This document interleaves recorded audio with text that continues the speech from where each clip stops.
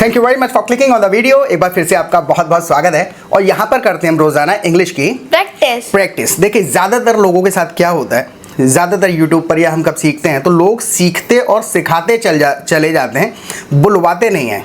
Right तो हमें English समझ में आती है लेकिन हम बोल नहीं पाते हैं। तो आज के सेशन में हम क्या करेंगे, हम आपको इंग्लिश बुलवाएंगे। राइट कुछ कॉमन डायलॉग्स हैं जो अक्सर हमसे कोई बंदा कह देता है, how are you, where are you from.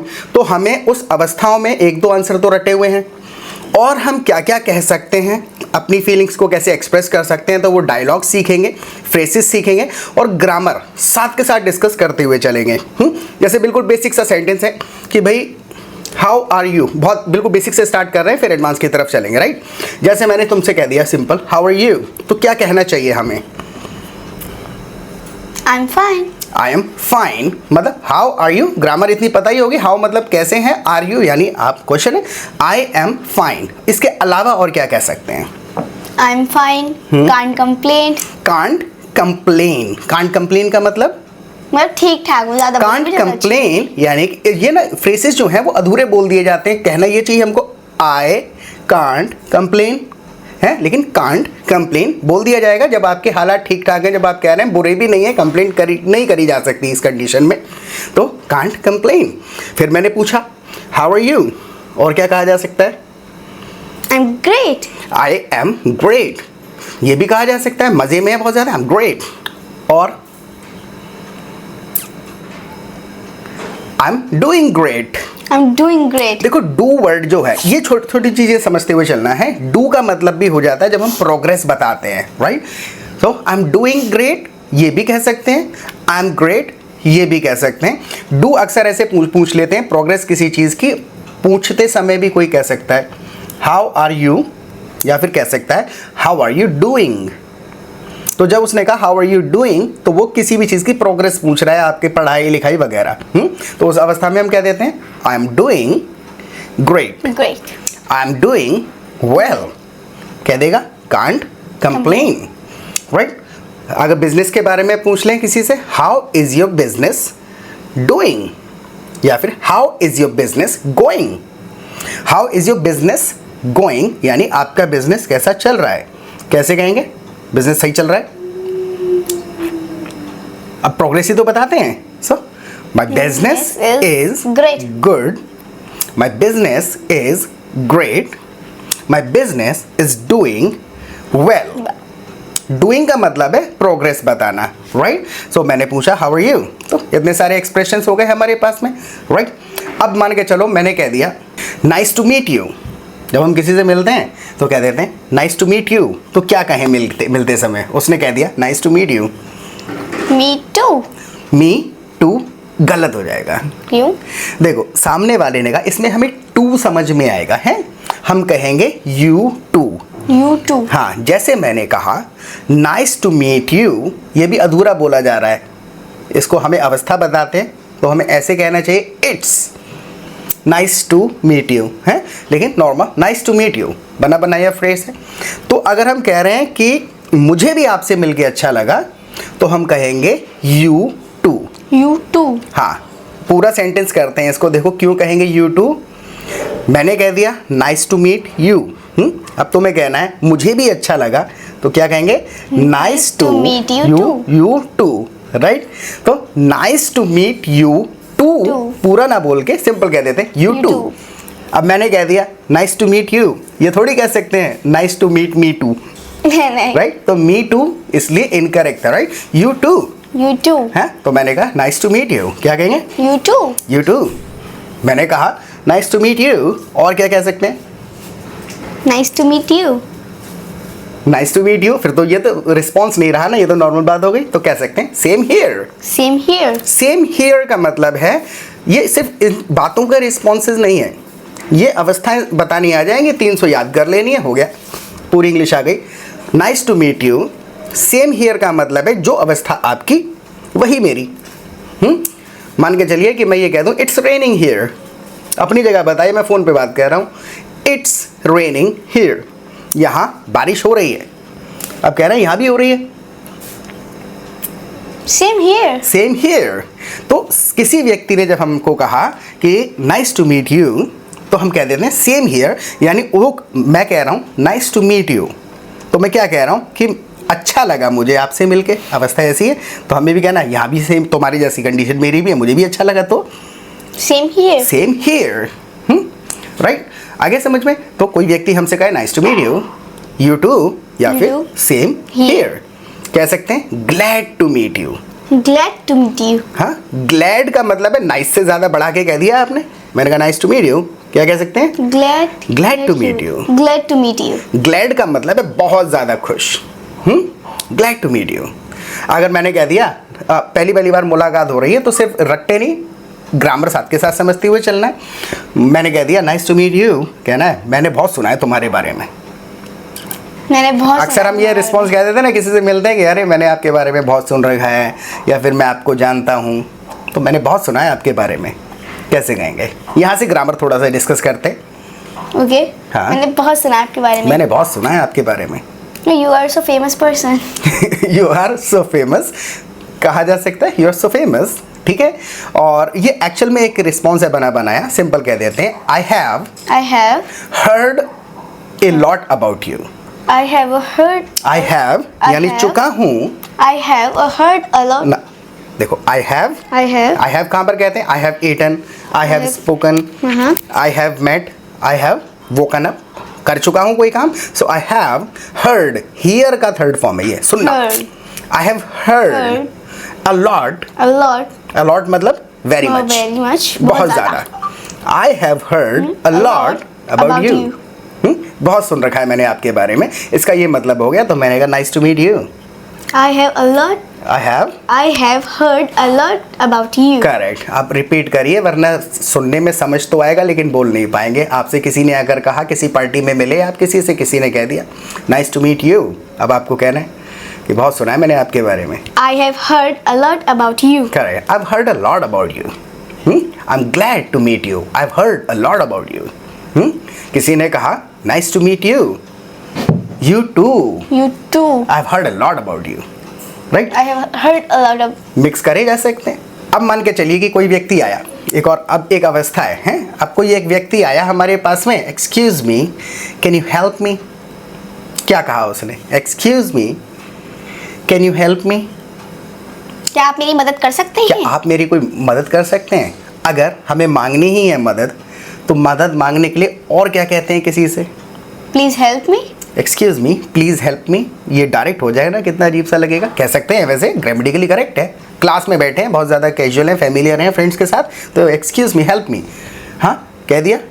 Excuse me can you help me, question है। हाँ। कैन यू, क्या कर सकते हो ऐसा? हेल्प मी, मेरी मदद कर सकते हो? Excuse me can you help मी।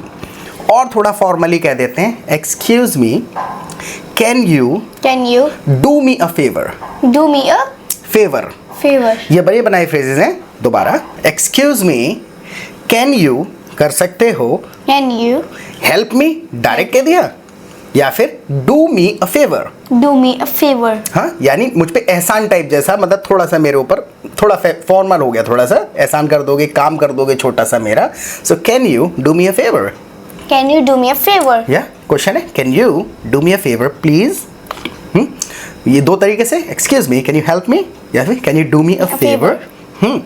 अगर हमें किसी से मदद चाहिए किसी काम में, जैसे कि क्वेश्चन नहीं सॉल्व हो रहा, ठीक है। अपनी फ्रेंड को कहना है यार ये क्वेश्चन में हेल्प कर दोगी मेरी, तो कैसे कहें? Can you help me to solve this question. हाँ, can you help me solve this question, इतना कह के छोड़ा जा सकता है, टू की ज़रूरत वहाँ नहीं है।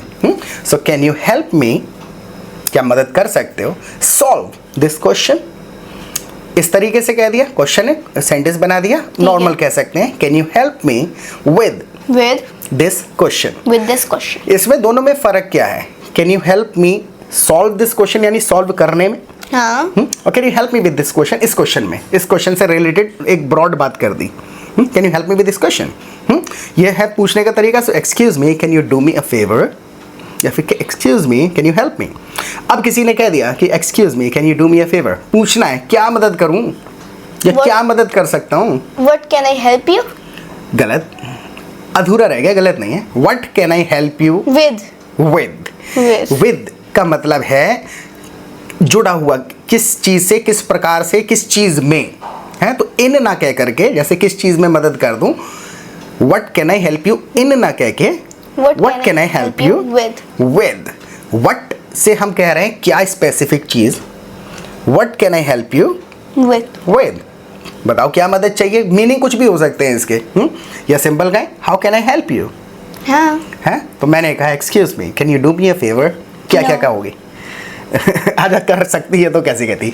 मैंने कहा excuse me marine can you please do me a favour. What can I help you with?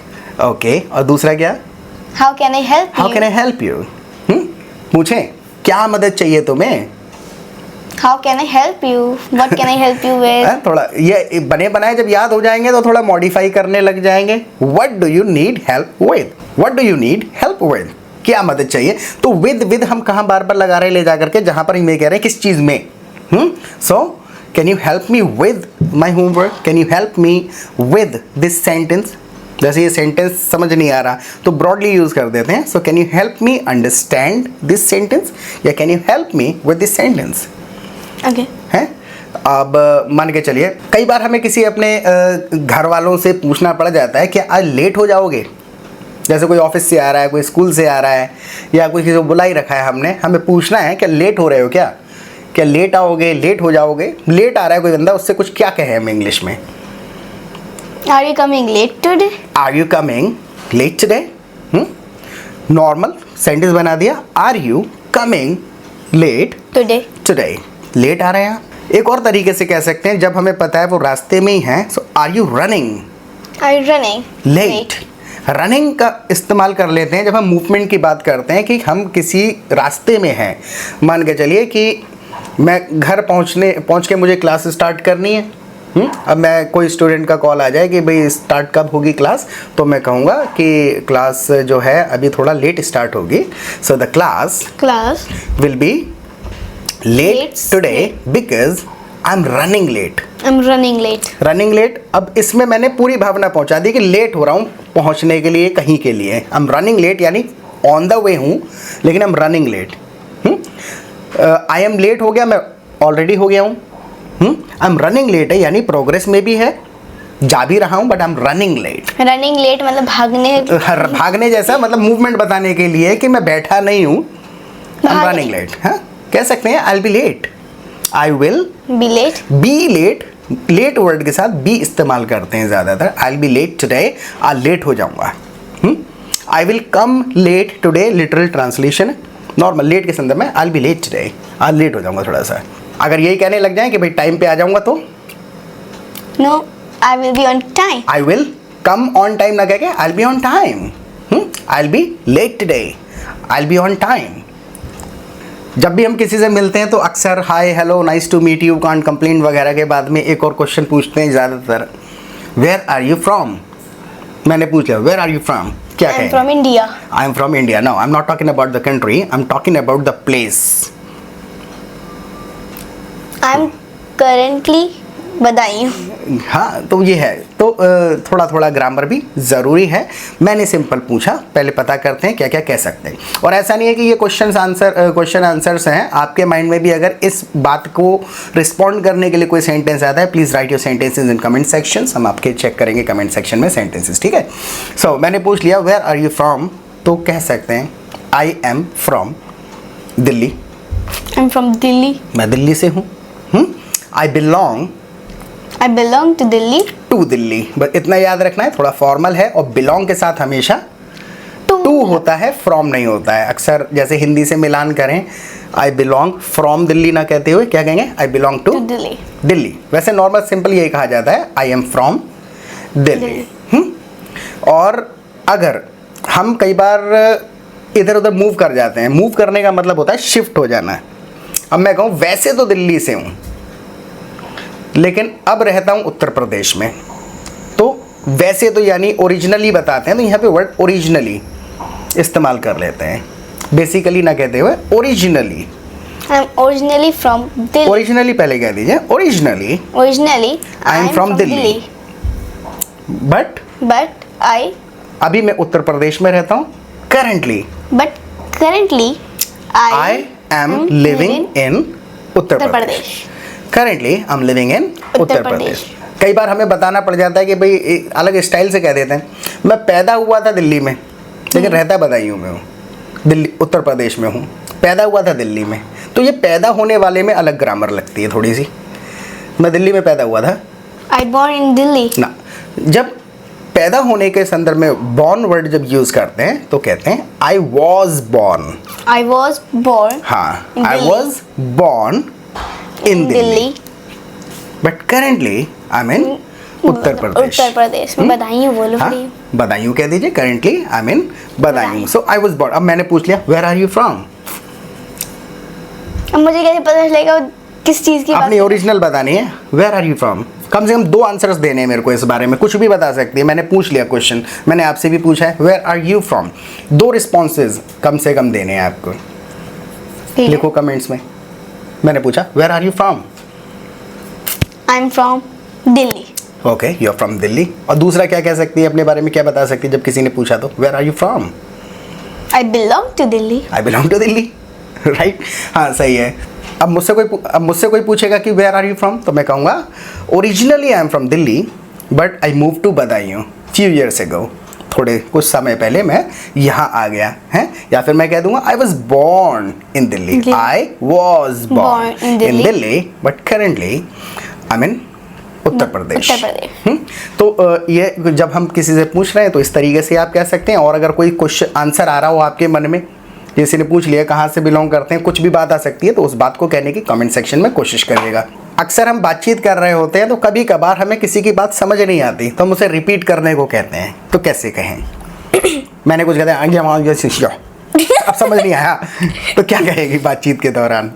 Can you repeat that? हाँ, can you repeat that, can you कर सकते हो, रिपीट मतलब है ही दोहराना। कैन यू रिपीट दैट एक तरीके से साइंटिस्ट बोल दिया। एक और कह सकते हैं बेग योर पार्डन, क्या? Bag your pardon. पार्डन का मतलब भी हो जाता है कि दोबारा से बोल के बताइए। Beg your pardon. ये थोड़ा फॉर्मल है लेकिन काफ़ी ज़्यादा यूज़ करते हैं। सो बेग योर पार्डन या फिर can you repeat that. Can you repeat that? अगर समझ नहीं आई बात, ये तो 2 तरीके से उसको कहा। और क्या क्या कह सकते हैं बात समझ नहीं आई तो? I didn't catch that, I didn't catch that. I didn't catch that यानी समझ नहीं आई। I didn't get that, I didn't get that. Right, I didn't get that, I didn't catch that, I didn't understand. I didn't understand. Understand पता है हो क्या जाता है? समझ ही नहीं। बहुत गहराई से अंडरस्टैंड हैवी वर्ड है ना, यानी समझने की कोशिश करी, कुछ सुना तो समझ नहीं आया है वो understand. I didn't understand that कह सकते हैं, कोई उसमें बुराई नहीं है। तो I didn't catch that, I didn't get that, bag your pardon, can you repeat that. मैंने कह दिया कैन यू रिपीट दैट। अब कहना हाँ करती हूँ repeat. Okay, I can. Okay I can when फिर हो गया ना mean, अब तुमने कह दिया ओके आई कैन, मैं पूछूंगा व्हेन। लेकिन अब अगर अच्छा कर रही हूँ रिपीट, मतलब वो एक्सप्रेशन है, ऐसे हिंदी में कहते नहीं अच्छा कर रहा हूँ रिपीट। लेकिन बोलने से पहले ध्यान केंद्रित आकर्षित करने के लिए क्या कहेंगे? Okay of course here it is. Here it is. Here it is का मतलब है ये रहा, फिर रिपीट कर दो है। जैसे मान के चलो कि तुमने मुझे बताया कि आई एम फ्रॉम बदायूं। अब मैं कहूँ कैन यू रिपीट दैट। अब बदायूं मेरे को पता ही नहीं कहाँ है, तो मैं कहूँ can you repeat that. Okay, sure. I hear it. Here it is. Here it is. Here it is compulsory नहीं है कहना, वैसे बातचीत के दौरान तो हम नॉर्मल रिपीट ही कर देते हैं। Okay I am from Badaun ऐसे कह देंगे हैं। लेकिन हियर इट इज का मतलब है जब कोई थोड़ी फॉर्मल सी चीज़ है या कोई सेंटेंस कहा सामने वाला नहीं समझ पाया, जब आप स्पेसिफिकली जोर दे के कहना चाहते हैं। मैं रिपीट कर रहा हूँ, ध्यान से सुनना इस बार। So here it is. Here it is. और इसका मतलब सिर्फ बात से नहीं है, कोई भी चीज़ मान के चलो मैं ये कह दूँ माउस का है, माउस खो गया, चूहा। वो वाला माउस खो गया हमारा कौन है, सा? लैपटॉप वाला। अच्छा। है, अब कहना ये रहा। Here. Here it is, Here it is. Here it is, ये रहा। हाथ में पकड़ाते समय क्या कह देंगे? लो mouse. Take your mouse. You Take are your very careless. आगे वाला भी छोड़ दिया। वैसे टेक योर माउस अब वर्ड ना यूज करते हुए नॉर्मल किसी को कुछ भी पकड़ाते हैं कोई चीज़ तो कह देते हैं here you go. Here you go. Here it is, here you are भी कह देते हैं। Here you are. Here you go, here it is, here you are. तीनों का मतलब है उसकी तरफ हाथ पकड़ाते हुए ये कह रहे हैं। अब मैंने आपको ला करके एक चॉकलेट दी, हियर यू गो। अब क्या रिस्पॉन्स होना चाहिए तभी दूंगा। Thank you. और 2-3 और बातें कहने की कोशिश करो। अब आपके मनपसंद चीज़ ला के दी, चलो चॉकलेट है, सबको पसंद है, मैंने आपको आकर के चॉकलेट दी, हियर यू गो। तो अब आपका क्या रिस्पॉन्स होना चाहिए थैंक यू के अलावा, और क्या कह सकते हैं आप? This is my favourite chocolate, thank you very much, हाँ, you give me, thank you very much for giving me for giving me the chocolate है। तो कुछ एक्सप्रेशन याद करो, कुछ आगे की बातें बोलने की कोशिश करो, हैं? तो कैन यू रिपीट दैट या बेग यू पार्डन अगर किसी ने कह दिया तो सिंपल नॉर्मल बात रिपीट कर देंगे, थोड़ा ध्यान केंद्रित करने के लिए। Sure, sure, here it is, और फिर वो बात कह देंगे। हियर इट इज मतलब है ध्यान आकर्षित कर रहे हैं, केंद्रित कर रहे हैं, ये रहा। ठीक है। चीज़ हो सकती है, बात हो सकती है, राइट? अब मान के चलो कि मैं इतनी देर से सेंटेंस वगैरह समझा रहा हूँ, सेंटेंस समझ नहीं आया तो कैसे कहेंगे? अभी कहा I didn't understand I didn't understand, I didn't understand that. that. अब मैं कहूँ चलो दोबारा समझाता हूँ, अलग तरीके से समझाता हूँ, चलो डिटेल में समझाता हूँ, तो कैसे कहेंगे? ये ग्रामर का पार्ट है, बोल के देखो, चलो डिटेल में समझाता हूँ। Let me explain differently. हाँ, लेट मी एक्सप्लेन डिफरेंटली। देखो ये जो मैंने हिंदी में कहा ना चलो, चलो, हैं? चलो का मतलब है लेट मी। लेट मी यानी कि इंक्लूड कर रहे हैं आप उनको। लेट का मतलब परमिशन मांगना नहीं है, हैं? जैसे मैं कह रहा हूँ let me explain it differently, चलो मैं अलग तरीके से समझाता हूँ, हैं? चलो मैं तुम्हें बताता हूँ। जैसे कोई बातचीत चल रही है, कहते थे ना चलो मैं तुम्हें बताता हूँ एक बात। So let me tell you something, let me tell you. है? तो जहाँ भी चलो जैसा इस्तेमाल होता है, हैं? जैसे मान के चलो कि चलो मैं तुम्हें 100 रुपये दे देता हूँ, चलो मैं तुम्हें 100 रुपए दे ही देता हूँ। हिंदी में कह दिया चलो 100 रुपये दे देता हूँ, तो वहाँ पर let me give you 100 rupees नहीं, थोड़ा सा सूटेबल नहीं लगेगा। तो वर्ड्स के लिटिल मीनिंग नहीं होते हैं कि भाई ट्रांसलेट कर डाला हर अवस्था में, अवस्था के हिसाब से समझना पड़ता है। सो आई डोंट अंडरस्टैंड दैट कह सकते हैं, let me explain it differently, okay I repeat that. ये रिस्पॉन्स तुरंत कैसे याद होंगे? Only by speaking in real time. तो रियल टाइम में प्रैक्टिस करिए, प्रैक्टिस ग्रुप ज्वाइन कर लीजिए, बोल के प्रैक्टिस करेंगे, जो सीख रहे हैं उसको बोलने की आदत पड़ती चली जाएगी। और फिर हमारी दिन में लाइव क्लासेस होती हैं 2 बार, तो जो भी कॉम्प्लिकेटेड चीज़ें हैं, grammar could, would, should, could have been, would have been, should have been, get वगैरह 35 ग्रामर के रूल्स हैं। 15 दिन के अंदर आपके सारे कंसेप्ट क्लियर हो जाएंगे, आप अपने मुंह से कहेंगे I don't have any doubts about grammar. 15 दिन का गेम है, आप लाइव क्लासेस में आइए, उसके बाद आदत डेवलप करनी पड़ेगी बोलने के लिए यहाँ पे आपको माहौल मिल जाएगा और बहुत ही सस्ता है। तो आप मुझे व्हाट्सएप करिए, कोर्स के बारे में वहाँ पे आपको टाइमिंग वगैरह सब डिटेल भेज दूंगा मैं, और इस सेशन के बारे में फीडबैक दीजिएगा और प्रैक्टिस करते रहें। बाय।